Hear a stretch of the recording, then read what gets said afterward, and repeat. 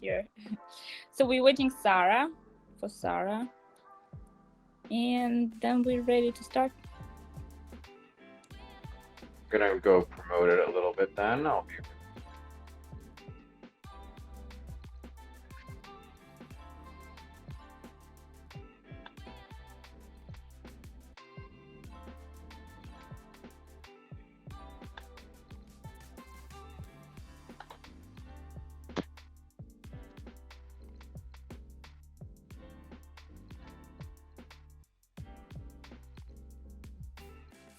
Hello. For those who are here right now, I'm Joe Schmo, Crypto. You guys can just call me Joe. I'll be one of the moderators for today's discussion. And there are just a couple things I wanted to go over for you guys to get you just some reminders for you about the Connect Club app. You guys can go ahead and join the NFT Club for any future events like this, any future discussions related to NFTs, Metaverse, stuff of that nature. Also, your profiles, you can customize them the way you would like to. We also can check each other's profiles out, stuff of that nature also. And then the stage at the end, when we're finished with the discussion, the audience members can go ahead and ask questions, and we'll take your questions at the end. And for our speakers, you guys can go ahead and tap on the furniture and move around. And then for any audience members also, if you guys would like to show us any emojis for how you're feeling about the presentation and what our discussion is and how it's going forward, please let us know. And then when time is up, everyone can just go ahead and continue this conversation in the welcome room. We're just waiting on a couple more speakers right now. We'll start around 1 o'clock. Thank you. You're welcome. Is this recorded? Or I believe so, or is so, it just yeah. gonna be live and then die? Yes, it is recorded, and then it will be on our YouTube channel. Okay. Yeah, we also will share with you guys. So if you'd like to share on some of your social medias and use the recording as well. Perfect. So we have already people in the audience.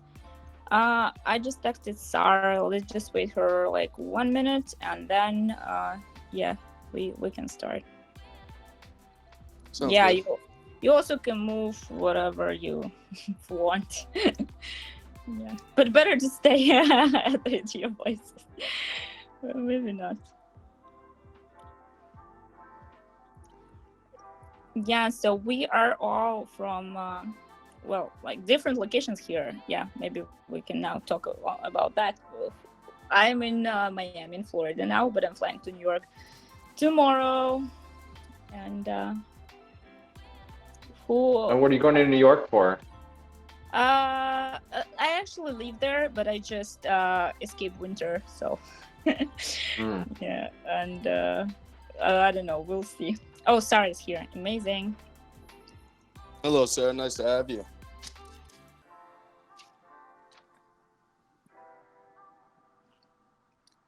Yeah, Sarah probably is muted. Sorry, if you want to unmute yourself, you need to press the microphone button in the bottom of your screen, and then you will be unmuted. Also, you can turn your video on, as our audience like when the video is on. Yeah, am I straight up or sideways? Because my phone is, I think it's straight up. All right, cool. Yeah, it's straight up, and yeah, we're happy to have you here. So we can start now. Thank you, guys. Okay, great. I'm gonna go back to the audience and. Awesome, thank you. If I think we could just start with some introductions. Justin, if you wanted to go first, and then we can bump to Sarah, and then end with you, Craig. Sure. Sounds good. We're ready? Yeah. Okay. Hi, I'm Justin Sloan. So yeah, I worked in a lot of different avenues back in the day. I was in the Marines, went off to do financial analysis and economic stuff for the government and Federal Reserve Bank before finally jumping into video games. So I worked at Telltale Games, wrote on games such as Game of Thrones, Walking Dead Michonne, Tales from the Borderlands, Minecraft Story Mode, and then left there to go work on other indie games and a bunch of novels, probably published around 50 to 100 at this point. And around a year ago, I got into the NFT space. So I started investing in crypto and all that and mining, and And then I got an offer to do some freelance writing on NFTs and dove in, and I've done around 30 or so projects. I'm working on some big ones that are under NDA, so I can't mention which ones, but having a lot of fun and a blast, and look forward to chatting about it with you all. Thanks. Yeah, hi, my name is Sarah Klein. My background is actually in arts and entertainment. I've worked in the studio system for most of my career. I've worked most recently in the advanced technology sector of that. So I worked as the head of creative development strategy for the Madison Square Garden Company before moving into blockchain, and have had sort of a pretty intense journey, I would say, over the last 2 years, and am now working as the head of NFT strategy for Kaleido, which is an immersive entertainment company that is producing metaverse games, producing immersive live experiences that are connected to that as well. And I also consult for other projects, and I host a podcast for Wall Street Bets. Ooh, that's awesome. Hi, I'm Craig Wilson, also known as the derbied one pretty much ever, because I've been wearing a derby for about 25 years of my life. But I come from Hollywood. I'm in the film industry, mainly on the independent level. However, I discovered NFTs over the summer of last year, and I just did literally hundreds of hours of research before I bought my first NFT. And once I bought it, I just kind of hit the ground running. I bought my first NFT at the end of August, and I have been living, eating, breathing, sleeping the metaverse and NFTs. Actually, I prefer to call it the multiverse. But the multiverse 24/7 ever since. I'm involved in a VR capture studio in Los Angeles. I'm also involved in Block Dealers, which is like a NFT gaming platform. They have a play to earn game, but they can do so many other things. And so I'm also building my own NFTs for future use in the multiverse. That's awesome, man. I love it. I guess I could go ahead and introduce myself a little bit. I am not nearly as accomplished as the rest of you guys. I am just somebody who literally loves NFTs and crypto. I've just been doing my research about it for the past 8-9 months or so. I just create content every day about it. That's basically what I do. I just try and educate as many people as I can, essentially. So I guess we can go ahead and jump into some questions I wanted to ask you guys today. And I wanted to start with you, Craig. What do you think the multiverse will look like in 10 years? I actually am pretty positive that the multiverse is mainly going to, well, I shouldn't say mainly, because both VR and AR are going to exist, but I think everyday interaction with augmented reality and is going to be part of our lives. And I'm not talking just for transactional purposes, but like creative and entertainment. From the things I understand of what's coming down the pipeline, like you'll be able to immerse yourself inside of the Super Bowl with augmented reality glasses, but right in the middle of your living room. You won't have to go there. And I think also like telecommunication via augmented reality avatars is going to be possible. Like you'll be sitting next to your mom who lives on the other side of the United States, sitting on the couch, talking to them, and the environment you might be in might be physically in your living room, but it's going to look like it's in the middle of your favorite cafe or your favorite restaurant that you go to with her, or some new environment that you create. Everything from, I've heard this a couple times from people that have played with both, and people have told me that the Oculus is going to be like the pager or a Nokia phone as compared to the augmented reality glasses that Apple is releasing in a couple of years. So I thought that was interesting. I also think in the world of VR, I think it's going to be, it's going to be more like, there's going to be two versions, right? There's going to be something that's more like Second Life, if we're all familiar, where it's kind of like day-to-day living, and in a way, it's like an extended consciousness. It's another part of you, but that lives within that world. And then there's going to be a gaming factor, or maybe if it's not gaming directly, there's going to be challenges, kind of like Minecraft, where you go in, you build your own world, but you have certain goals and challenges and quests that you have to do. And maybe you have to fend off other tribes or other people, but I think both of those will exist in VR, and it's going to be based on, you know, maybe age and generation, depending on who uses what. If that makes sense. Yeah, that makes a lot of sense. I think that's a really interesting point, honestly. The point you made about like sitting with your mom at your favorite cafe, in that regard, I like that wasn't even something I thought about, but that's an amazing use case. Amazing. Sarah, what?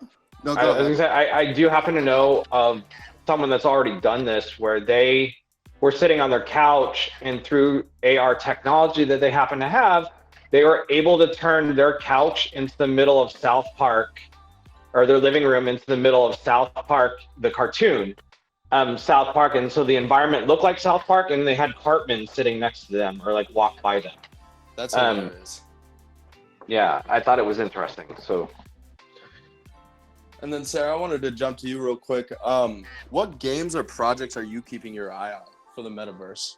Oh boy, that's a great question. I'm super obsessed with something called Star Atlas, which I think was really the first metaverse game that captured my attention. You know, I saw some of these, I mean, even something like Axie Infinity, I'm just not the audience for. I can completely respect the success that they've had and appreciate it.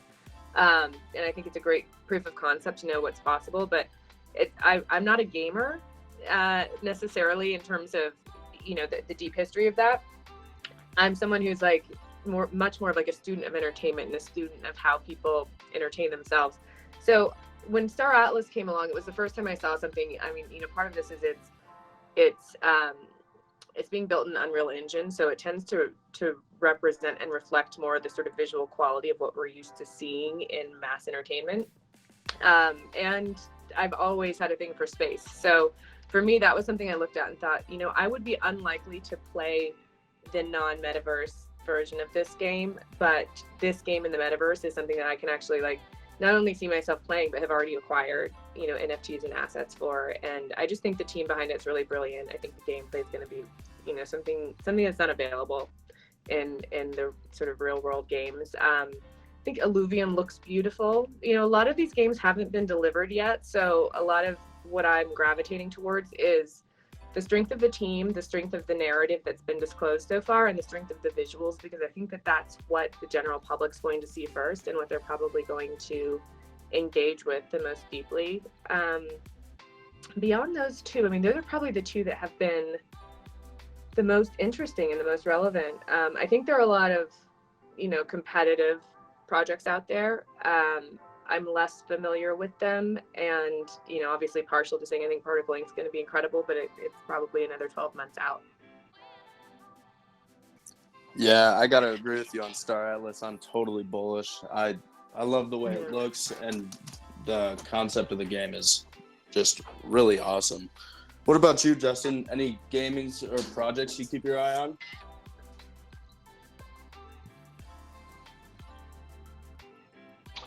Okay, there we go.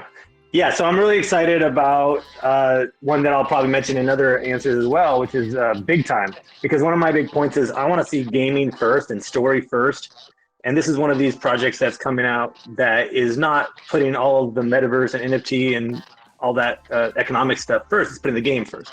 So that's exciting me. Also looking at Lost Relics, the way that it brings forth that Diablo style, you know, game that just, I loved Diablo growing up, when I was in the Marines, we would just play it nonstop as a team, and be able to see what the metaverse can do with stuff like that really excites me. Awesome. I totally agree.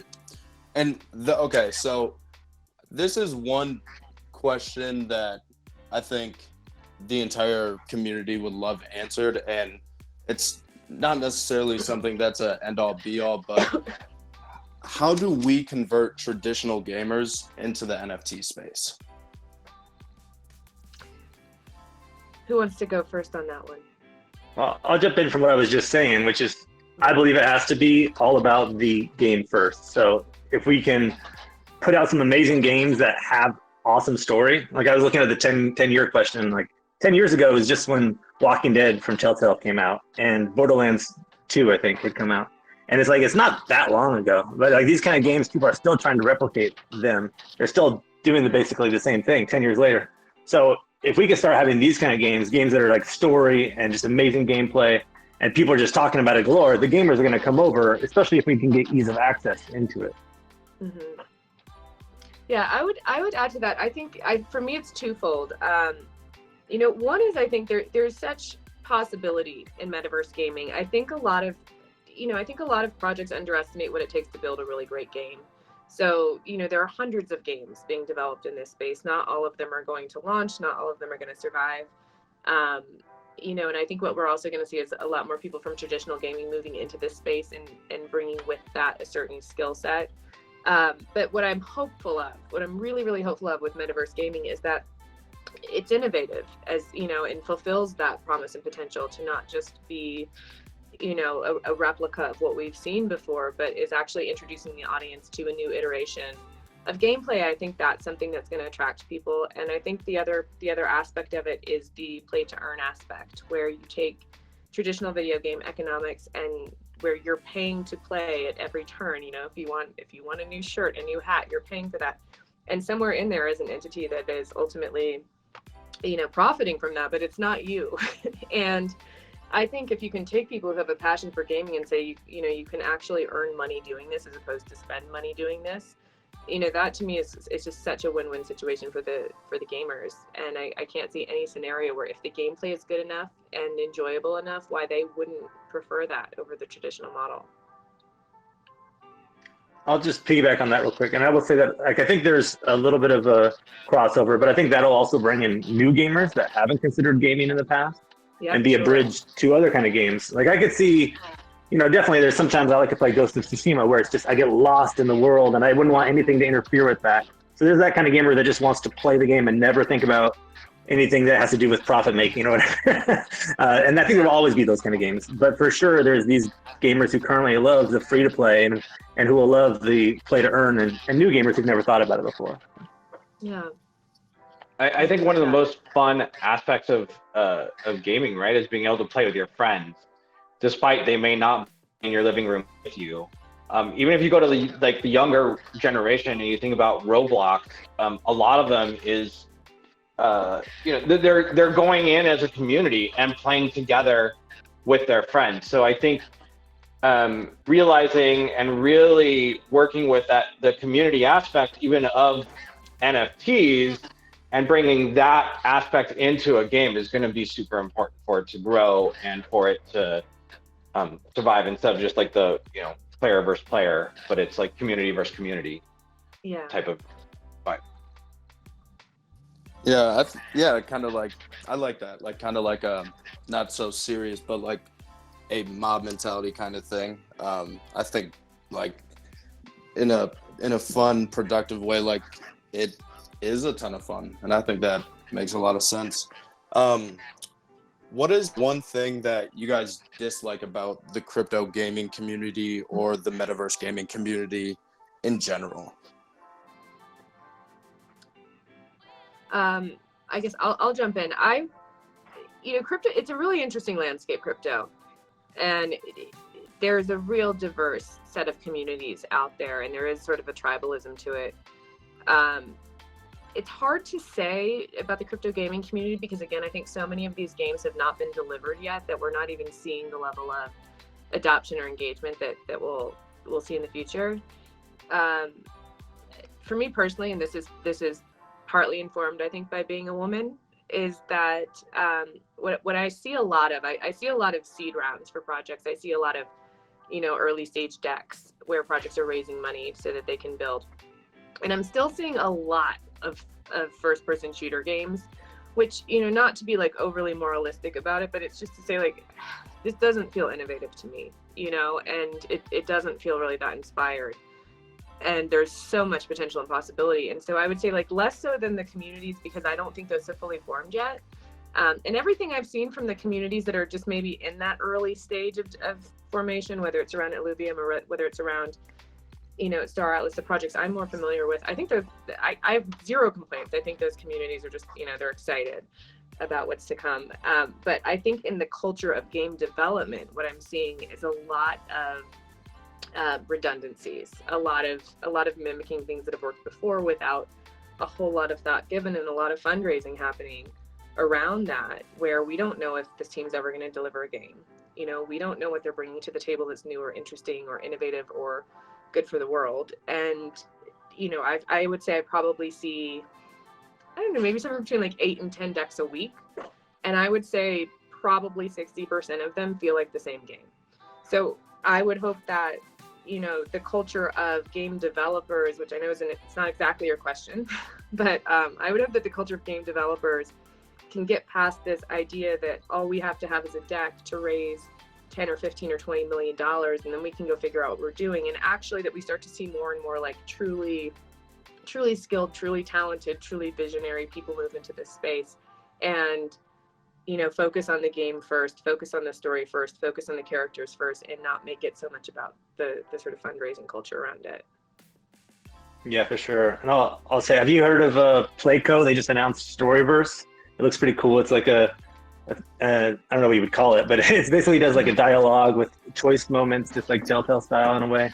And it can be applied to all different games on different like websites and different apps and whatnot. It looks pretty cool. The point being there, if somebody can come along and make like Episode, you know, that targets a bunch of teenage girls, and make that in the metaverse, you're going to get a whole different breadth of people who aren't considering it right now, perhaps. Yeah. So I agree with what you said about the target audience and how to reach out to them. And a lot of the problem with like free to play is you get these pop-ups where it's now click this, now pay for this, now do this, now pay for this. And you're just like, I just want to play this game and enjoy it. So there could be that as a hindrance to people getting into these if too much of those rise to the top and flood the market and get in the way of the people who want to find the more exciting games and the more Star Atlas games of them. And I would add confusion is my big thing, my big problem. I know there's so many people who are curious, but you try to open up one of these and you just don't know how to start playing. You don't know what to do. You don't really know how to buy in. I like how Big Time is option. You have the option to pay with USDC, or you have the option to pay with your credit card. So that's great. Yeah. You just get rid of one more hurdle so that the other people can still jump in and enjoy it. So really, if we can get rid of that confusion and those extra steps that just make it confusing, then that'll be awesome. Yeah, I agree. The barrier to entry just in general with crypto is still a thing. It's still a thing. It's really hard for people who are new to it to just sign on and sign in and start playing. I hope that improves dramatically in the next year or two, but that's probably my biggest concern, quite honestly, for the space, is just that if games start getting delivered and people can't figure out, you know, how to onboard themselves into blockchain, then that's going to be it's going to slow down the process of adoption. Yeah, I totally agree. Because I just know that personally, when I explain something like blockchain or try and run my mom through it or something like that, it's incredibly hard because we don't have like good words to use that everybody just diving in can just like pick up and understand. There's a lot of like coded language and stuff like that, which, you know, being in the community, it's fun and awesome, but from the outsider looking in, they have no idea what we're talking about half of the time. And that's probably, I would agree, like a huge issue in the space. Yeah.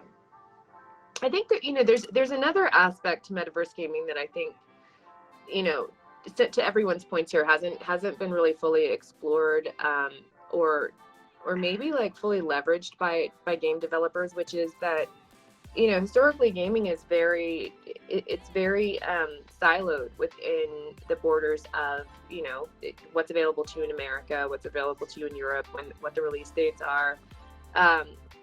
The idea that you're going to have this sort of borderless, you know, borderless sort of like gaming landscape that you can, as a kid, you know, play with people all over the world, you know, or as an adult, But the idea that, especially if you're in a multiplayer game, that you're literally engaging and interacting with people worldwide, I think that creates such a fertile ground for development in terms of like creative development. And just as you were saying earlier with like Storyverse, this idea that, different people from different places can come on and create their own storylines. I feel like I haven't seen nearly enough concepts and sort of creative instinct around how do we leverage this borderless aspect. There's so much that someone's going to be able to learn through metaverse gaming about the world and about the people in the world, and have this more international network of friends than what's currently available to them. I think that's a great point. Craig, I wanted to ask you, what comes to mind when you hear about a large corporation like Adidas or Nike stepping into the metaverse? Is it something that you get excited for because there's hopefully institutional more adoption coming with a big player like Nike, or is it something you're weary of because you think Nike may just come in for a cash grab? Yeah, see, for me, it kind of plays on both edges. Like I see the advantages of Adidas or Nike coming in and getting bringing with it possible mass adoption and more people and more players. But I also want to see Nike or Adidas or some big corporation treat the community right. It's like early adoption for those type of companies for Web 2, for social media.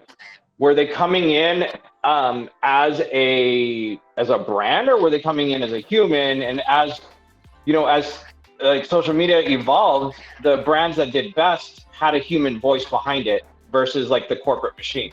So I think the same thing needs to be adopted here, and same with like celebrities. Like for me, the perfect example is, whatever you may think about her, was Paris Hilton. I was not personally a fan of her content beforehand, but when she came into like the NFT metaverse space, she sat quiet and listened and learned and became part of the community, and then like started getting active and doing her own thing. She didn't come in and say, hey, I'm who I am. I already have these trillion followers. I now own the space. I'm going to come in and make my money. So I would love to see, like, I'm not necessarily against big corporations coming into the space, but as long as they do it right. They're doing it for the community. They're doing it to add on top of what I guess we are building, versus coming in and trying to take it over just to get that money and then leave.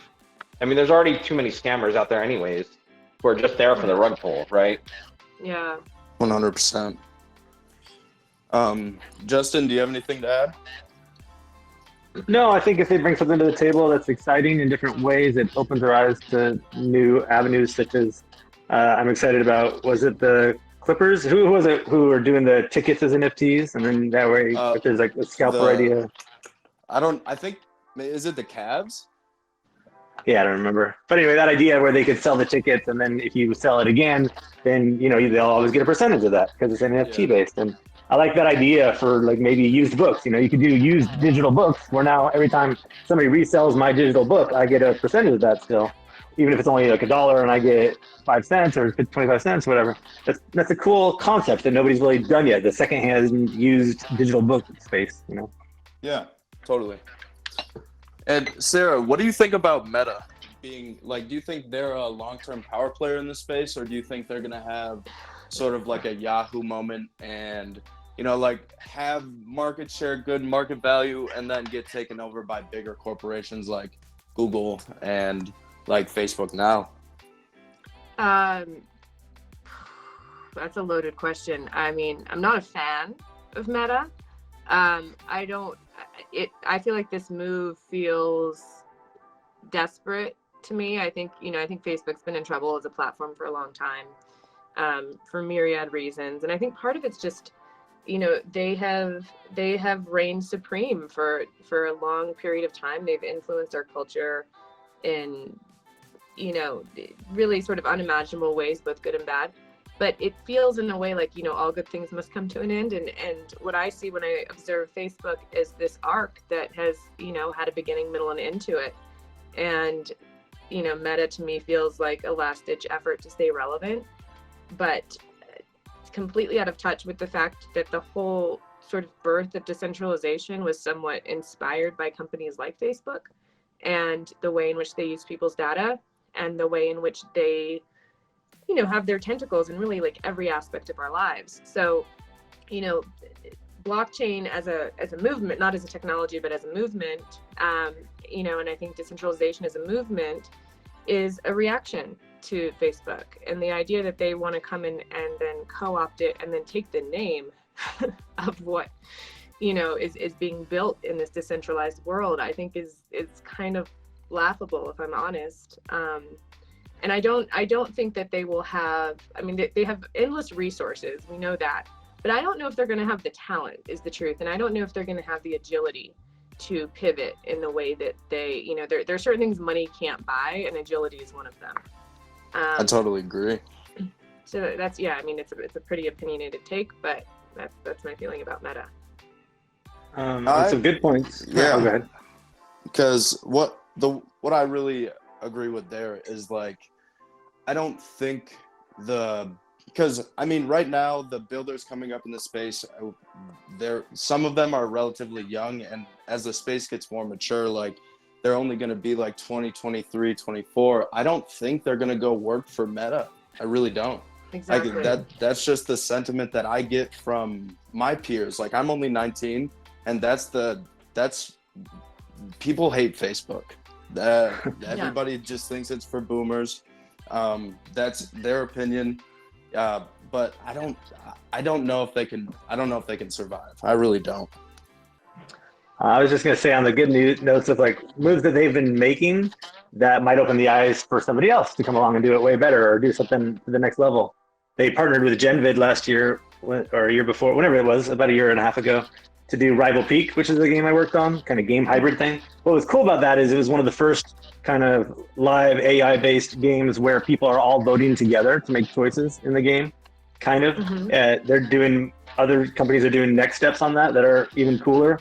But this idea of like a Telltale style where everybody can vote at once, it's very tough because the technology is in the way. But if there's something to do with this in the metaverse, that would be epic. So if somebody could take that to the next level, that's really cool.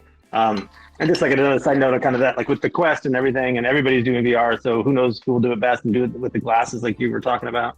But I remember during the shutdown, just being able to sit in a movie theater with other people around me, even though it was fake, because it was virtual.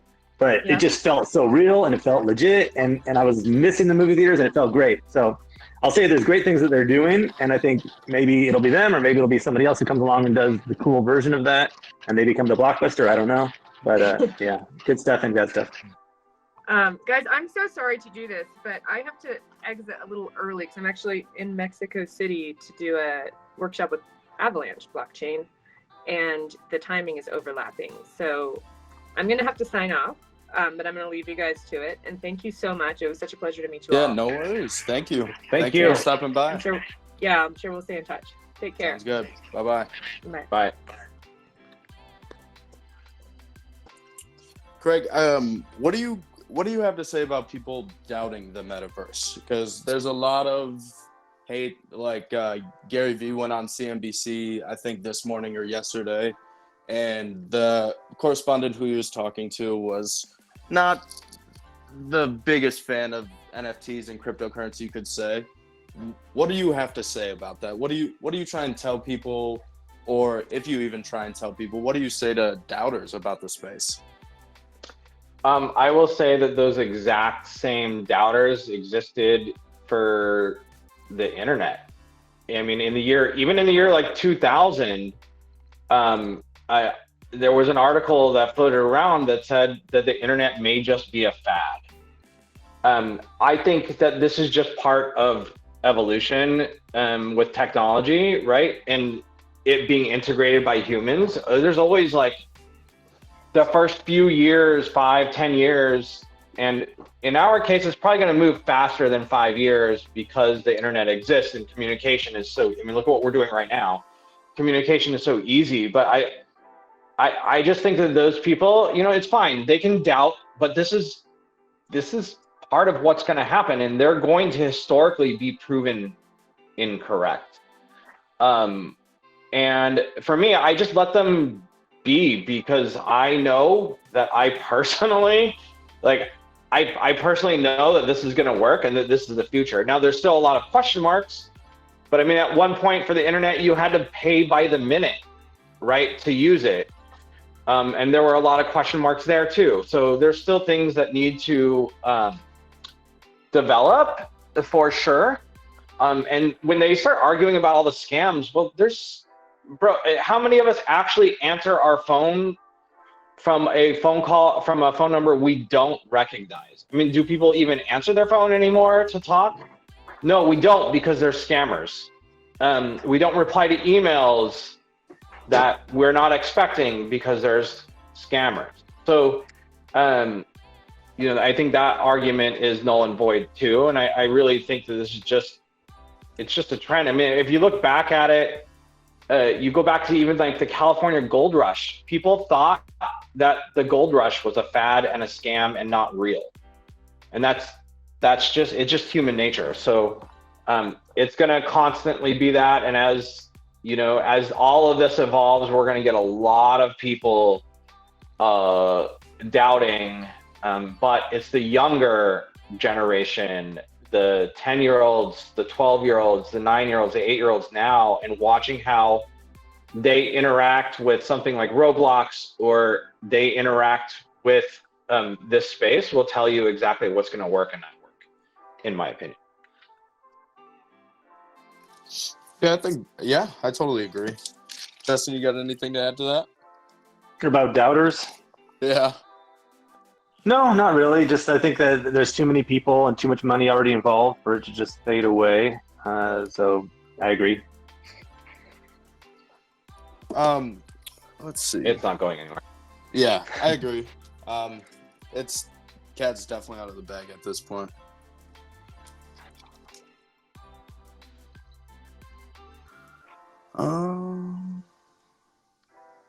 What do we say, like, how should we handle misinformation in the NFT space? Because I think that's one of the glaring issues that I've noticed when I am using different channels of social media, and one channel is more crypto and one's more of a regular news feed. I noticed that there's a lot of misinformation and just downright incorrect information out there. How do we combat that, Justin? Yeah, that's a great question. I don't know the answer to that one. Don't think I have much to add other than I'm probably still trying to. It's so new to everybody, right? I think we're all trying to sift through the information and figure out what's real and what's not. I was just getting this question the other day about the NFTs and the scammers, like we were talking about, like getting people reaching out about different projects, and how do you know which ones are legit and not? And with all these projects where people just disappear. And so it is tough. I hope that one of you has an answer to the question. Yeah, I mean, I think what I'm doing as best as I can is starting with the people around me, I guess, because I think that's probably the easiest place to start. Trying to convince random people on the internet that my JPEG is worth 50K is kind of asinine. So it's a lot easier to sit down with like my mom or my sister, somebody who trusts my judgment a little bit more, that it's like, no, it's not just a picture. It's not just random computer coins. Like, there's a lot of technology behind this. Smart contracts are going to change the way we live our lives. Yeah, I don't know. Yeah, because I'm really just asking because I have no idea almost. You know what I'm saying? Yeah, I like that there's a lot of podcasts and talks like this now going on where we can just send links to each other and be like, hey, here's some people talking about it here that'll help educate you. There's so many people on LinkedIn posting videos that are like explaining it to your grandma, which are super helpful. And so I think that there's a lot of that around, which is great. Yeah, totally. What do you consider misinformation? I'm very curious. Like, just kind of like, I would say like I would say mostly my thing is around NFTs and the way that people just say that there's no technology, there's no use case. And I guess I shouldn't say misinformation, but maybe things that are blasted out a little farther than they should be, like climate change and the impact that NFTs are having on it. There's just, I don't know. I feel like there's like a lot of missing data there. And I feel like we're just basing a lot of our decisions off of light data, I guess. I don't know. This is interesting because in the author world, there's a lot of hatred. So I reside a lot of my time in the author world, and there's a lot of authors in the author community who are hating on NFTs. There was recently like a group of YA authors who got together to try to launch something where NFT buyers, I think, would get access to the story world and be able to write in it, kind of like a Marvel thing. Like, imagine if you could buy into being able to write in the Marvel universe. Yeah. And they got so much hatred, and they just shut down from cyberbullying basically within, I don't remember, a day or a week or something like that. And like this kind of stuff, it's very much in line with what you're talking about. It's like, I think it was just wording, where if they just worded it slightly differently to make sure they know, oh, you're being able to get in on this shared universe with these top authors, that's awesome, instead of somehow seeing it as trying to take advantage of people. So I think that's the big kind of misinformation that we need to combat, is about what is the purpose behind it. And of course there are scammers, and like you said, there's scammers in every industry, and so it's just having to watch out for them. Yeah, I agree. I think the only way to battle it, honestly, is just to keep it going, right? Like we know what it is. We have an understanding, and we go about it with our own personal intent. It's funny, I just did a video on that this morning, but like our own personal intent of why we got on it and what we're doing with it. You know, like you can argue, oh, it's just a JPEG, or people just, argue that it's just a JPEG. Well, it's much more than that, right? There's a sense of identity in it, in the metaverse and in this digital life. There's also, people might be in it for the community or for the art or for an investment because they see something that they could make some money, and all of them are completely valid reasons. Right. Maybe some of them have specific utilities that people are into. Like, it's fine, and it's still, the entire space still needs to evolve and mature some, but it's happening. As the mass adopters come in, a lot of things are going to change. But yeah, those are some big question marks, I think. They're still on the industry level. Like, I think some of the most popular blockchains that are popular now in 5 years may be the AOLs or the Yahoos of the space. Right. They're still going to be around, but they're not as useful as they once were. Yeah, and I think focusing on the positives. So a lot of my answer to that is, hey, I'm a writer, I'm a creator, I'm excited in IP development. And one thing that the metaverse and NFTs and all these things, blockchain gaming, are definitely doing is adding more IP into the world. And that's exciting for me. Yeah. It's exciting for people who love stories, because a lot of them are going to get stories and already are having stories. And I approach it that way, like, hey, they're fixing the tech. Solana has way less of a global imprint than other, like Ether and Bitcoin. And so like a lot of them are fixing the tech, and a lot of the games, like the big ones, are focusing on these and trying to be green. And they know that when investors invest in them, they want to be able to say, hey, we're more green than you think. So focusing on those positives works well. Yeah. Yeah. And the environmental argument, like, I bet you if we tracked it, like, how much of the environment are we affecting globally just by using the internet? Right. Yeah. Like, what's I don't know what the chain is there, but I'm sure, I heard somebody once argue, like, in the 80s and 90s, just the manufacturing of toys, right? Of like plastic action figures, G.I. Joes and Transformers probably caused a lot of issues in the environment. Right. And then a lot of those ended up becoming waste that don't biodegrade, and like they're just sitting there in a in a dump somewhere. So I don't know. I just think, and to your point, like a lot of the blockchains and a lot of technology heard the concerns about the environment and are actively doing things to change that. So Right. yeah. Yeah, because I think Bitcoin miners are like relatively, I don't know what the numbers are. I remember Michael Saylor talking about it. But like there's a decent amount of Bitcoin miners that are using green energy. Like I think like we're trying, I think is the best thing that, like you guys were saying, like we can only keep pushing on the positive. Like we are, and it's like this blockchain, well, I guess, yeah, blockchain, even just like metaverse gaming, like we're still in the infancy, and it's like I wish people would just give us like 30 seconds to breathe a little bit, kind of just like let us get our bearings underneath us a little bit, and like just come into it with a little bit of a open mind, I guess, is one of the biggest issues that I've seen, is that people are wildly closed-minded to it. They're just like, NFTs are the worst thing in the world. Like, that's so dumb. It's just a picture, yada, yada, yada. And I'm just like, you want to sit down and you want to explain it to them, but it's hard to, because they believe in what they believe in so heavily, in the same way that I do with NFTs. So I can understand it, but it's just kind of hard to bridge that gap, I guess.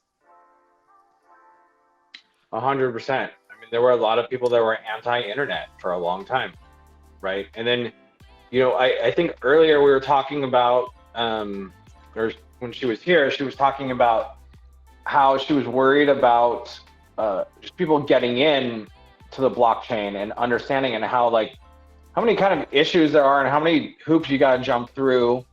Well, that will eventually evolve, because, you know, when the internet started, I'm old enough to be around when the internet became like something that everybody was using in the mid 90s. I mean, you couldn't hop on the internet if somebody was on the phone. Yeah. You know, like, and you had to pay by the minute for a little while Right. to use the internet.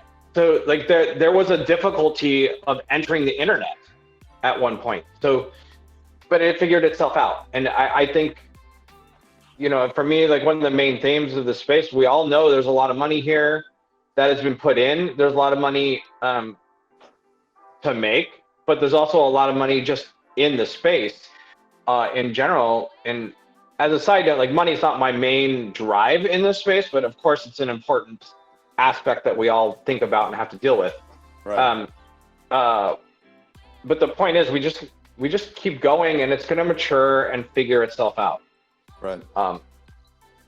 You know, I'm like really personally very curious to see what's going to happen when Coinbase opens up their NFT marketplace. Yep. And how that's going to change everything. I mean, I haven't heard the latest, but I'm guessing one reason they didn't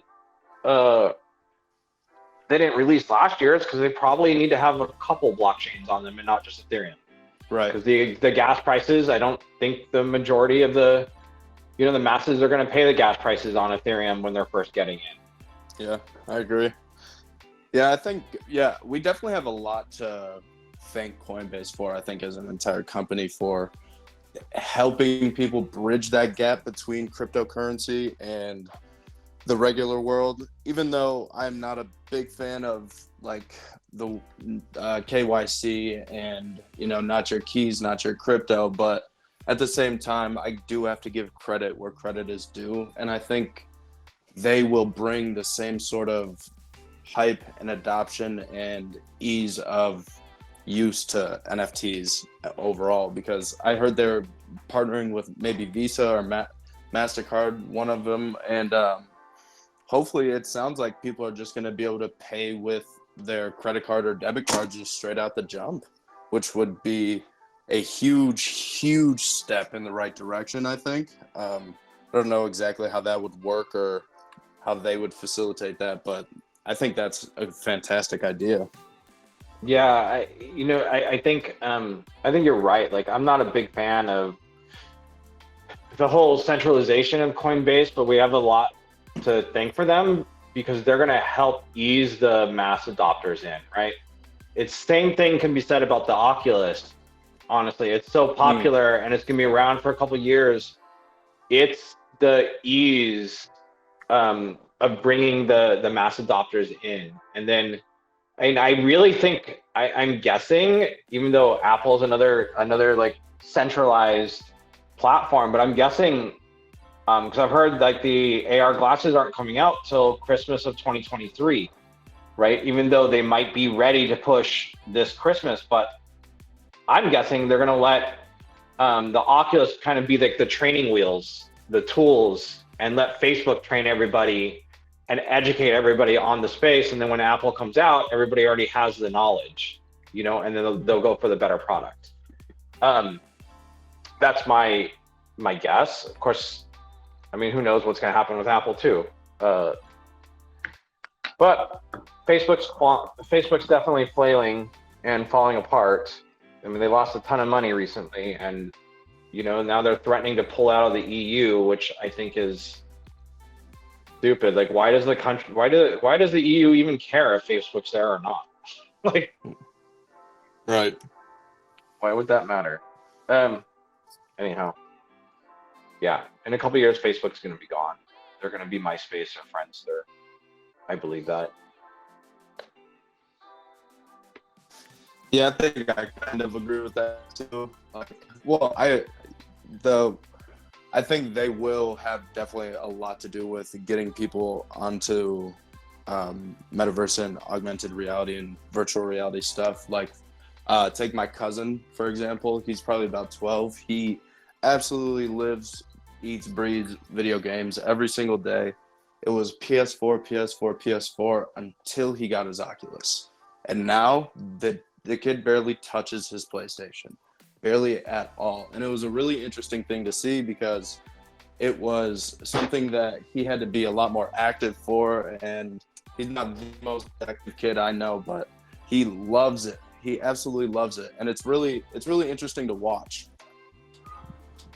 How old is he? Out of curiosity. He's 12. Go. Oh, guys, we have Tim here from the audience, and I believe he wants to participate. I feel he's also in the gaming world. So, Tim. Hey, Tim, how you doing? Feel free. Hi, Tim. Hey, allow me to take you back into the mass adoption part. Oh, but we don't hear you well, you guys.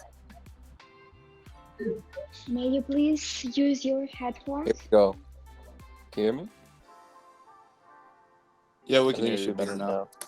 Hey guys. you Allow me doing? to take you guys a bit back to the early adoption part. You guys were discussing, the difference between everyone here, I guess, is part of the early adopter crowd, and then you have to sort of like close the gap between how do we get people to, like, how do we generally get into the mass adoption phase when it comes to NFTs. And one of you brought up, of course, the whole issue is like, well, of course, we have the general consensus being, oh, it's just an image, bro.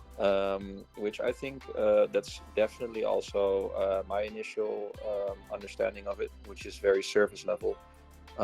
But that will not change as long as people treat it like that. I mean, after all, the technology that's driving it is, of course, the smart contract. It's not an image, which is the main driver here, because it's very expensive to store on a blockchain, of course. So we're not bound by imagery, really. It can be any other sort of form of media. And I think there's a lot to explore in the space. And until we basically don't find any other different use cases, it's going to be incredibly difficult to have a larger adoption. I think it's the same with Bitcoin. It was all very, very limited, of course, until we saw other larger companies accepting it as a form of payment. It started to become more mainstream, et cetera, et cetera. And now there's no way around it, right? You cannot avoid it. Everyone has heard of it. And that came, of course, with an increase in use cases. And I think we see that the idea of the smart contract popped up a couple of years ago, and it's slowly starting to see an application. I don't necessarily think that an NFT will be the last version of it. So I was wondering what you guys were thinking. Like, of course, now we have the whole, the idea of, it's just an image, haha. What other use cases do you guys think we can find? I mean, of course, there's play to earn games which utilize NFT technology as a sense of like character ownership. We know there's a market for that, as online gaming communities have their own marketplaces for accounts. Notable ones being, of course, World of Warcraft and EVE Online. So I was wondering, what other use case were you guys thinking of maybe that we can see in the NFT space? And do you feel like any of these other use cases might potentially help us achieve mass adoption?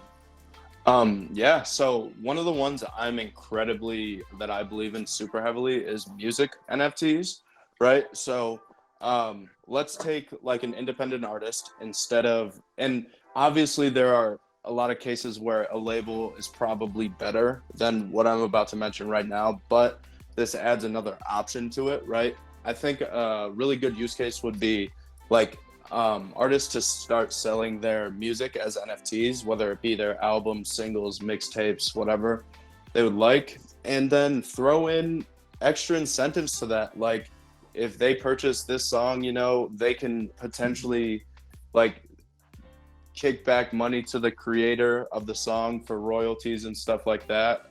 Because I believe that the music world and musical royalties are going to be one of the biggest use cases for it. And then on top of that, I think real estate will benefit from NFTs in the way of like minting your deed as an NFT and then transferring ownership and just basically doing a swap. Let's say I'd sell my home for 600 ETH or whatever the case may be. We can just do the swap. They own the deed to the home via NFT and I have my 600 ETH. Yeah, I saw an article on that on Instagram recently. Like there was a house, the deed was being sold and being represented by an NFT, and you could actually pay for the house with Ethereum, which bought you the NFT that represented the actual house ownership. So I think that's something that's already like slowly being adopted. I have like two thoughts. Like one, I just think would be kind of fun, but I would love, instead of like when you go get like a car insurance policy, right? It's boring, it's just a PDF, but imagine if the cover was some sort of art NFT, right? And it was just a representation of, you know, oh, I have Geico, but that NFT in your wallet at least looks cool, and maybe ends up being part of the Geico community for whatever that means in the metaverse. So that's just a kind of like a random thought. Like I would love to see these more boring documents, because I'm not a paperwork guy by any means. I would love to see them represented by art, and then kind of like the unlockable of the NFT is the PDF to your contract for your car insurance or your whatever. Maybe even bills could be represented that way. I don't know, but I just think it makes life a little bit more fun. And then to kind of go off on the music tangent, I you know, if we listen to Gary Vee, I don't know how deeply everybody listens to Gary Vee, but he was brought up once. He's obviously said like, you know, like some indie band comes and releases an album as an NFT, and then maybe like the first 100 buyers also get a percentage of the album sales, which I think is interesting. Currently, I don't like it would be considered a security, and there's still some things that need to evolve and mature there, but that's interesting. And then another aspect, I think, of music, and I even had this conversation the other day about comic books or graphic novels, maybe even just a novel. It doesn't have to be a graphic novel, but are you all familiar with like dynamic NFTs? It's like I am not. So it's like this is probably not the right tech term, but basically the particular dynamic NFT I'm thinking about is an NFT that can store other NFTs inside of them, and it can actually store crypto inside of it. So imagine an album, right, where there's an album cover, and then inside of it are 5 different NFTs that are 5 different songs, right? And then also inside of it is some kind of like yield earning crypto that is locked in there for a year. Then suddenly the owner of that album is actually earning crypto just by owning the album, which I thought is interesting. And then with that concept, you can actually make them collectible, right? You can have like the gold album cover, or maybe it's just an album cover with it's a more rare image, for whatever that means. The artist, there's only 5 of those that even exist, and then you can buy the songs separately and add them to the album, and maybe some of those songs are also represented in, like it's a rare version of that track. And you could possibly do the same thing with comics, right? It's a comic book cover and then different pages, maybe even the same thing with a novel. And if you go into like sports cards too, like a lot of sports cards, they're rare simply because they have a different color border or a different color background. So you could do the same thing with like pages of a novel or a comic book. It's a gold page, and maybe there's 10 versions of that novel where all the pages are golden, and if somebody collects them all, it ends up being worth more valuably simply because of its rarity. So just things like that I think are interesting. Dynamic NFTs aren't that popular yet, but dynamic NFTs are super unique. Like there's a lot of like AI cases. There are NFTs that have AI brains inside of them and that can learn and create memories. It's super crazy what actually already exists. It's just not part of the popular culture yet. And God, I could rant forever, guys. Sorry. No, you're good. But there's one more that came out that my friend was actually a part of, and it was an NFT through oracles. It was connected to the real world. And what happened is 24 different people from 24 different countries created the layers of the NFT, because there is I can't remember of the program of the protocol right now,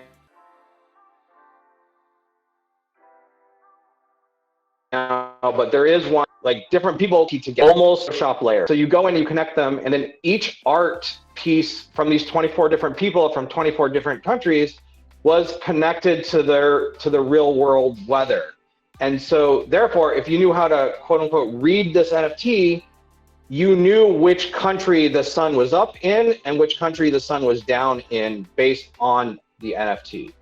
And so I think that was an art piece, but there's like more practical reasons for that. That type of, being able to read the stock market through art. If the bunny is smiling, then the stock market is going up, or it's going down, or the crypto market. So I think we haven't even began to get there yet, but it exists. It's possible now. It just isn't mass adopted yet. Wow, guys, that's such a cool discussion. The only thing I feel like we gotta move to a networking room if we want to continue. And I see that we have more people who have questions. Masha, can you please help me with the networking room? Yeah, sure, guys. To move to the networking room, you need to press the button of your screen. Then you will see all available rooms, and you need to find the room in the bottom, which is called Welcome Room by Connect Club. You need to tap this room, and then you will appear at this room, and you can continue your conversation.